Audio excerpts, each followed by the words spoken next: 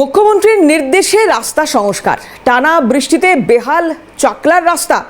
জন্মাষ্টমীর আগে যুদ্ধকালীন পরিস্থিতিতে রাস্তা সংস্কার, প্রায় 50 থেকে 60 লক্ষ টাকা ব্যয়ে রাস্তা সংস্কার। এলাকা পরিদর্শনে জেলা পরিষদের সভাধিপতি নারায়ণ গোস্বামী। মুখ্যমন্ত্রীর নির্দেশে রাস্তা সংস্কার।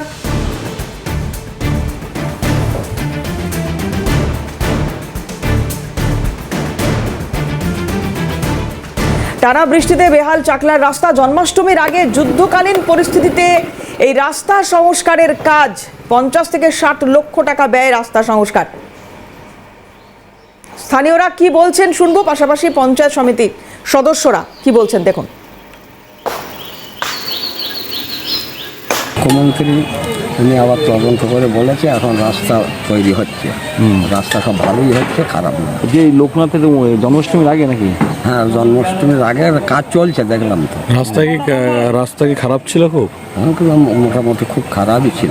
সেই রাস্তায় সব কাজ হচ্ছে। কাজ কিছুদিন বাবদ আমাদের এলাকায় রাস্তা খুব বর্ষায় খুব খারাপ হয়ে যাওয়ার পরে সমস্ত দেখলাম সব এইচডিও বিডিও সমস্ত চারিদিক থেকে সব এলো, আসার পরে রাস্তাঘাট দেখলো, দেখার যে জন্মাষ্টমী আসছে 15-16 আগস্ট, 4টে রাস্তা খারাপ অবস্থায় ছিল। তার মধ্যে আপনার পিডাব্লিউডি একটা রাস্তা কাজ করছে, যেটা পৃথিবী রোড, বেড়াচাপা থেকে একেবারে পৃথিবী রোড হয়ে সোজা চলে যাচ্ছে মাটিকুমড়া পর্যন্ত। এই রাস্তাটা রিপেয়ারিং চলছে।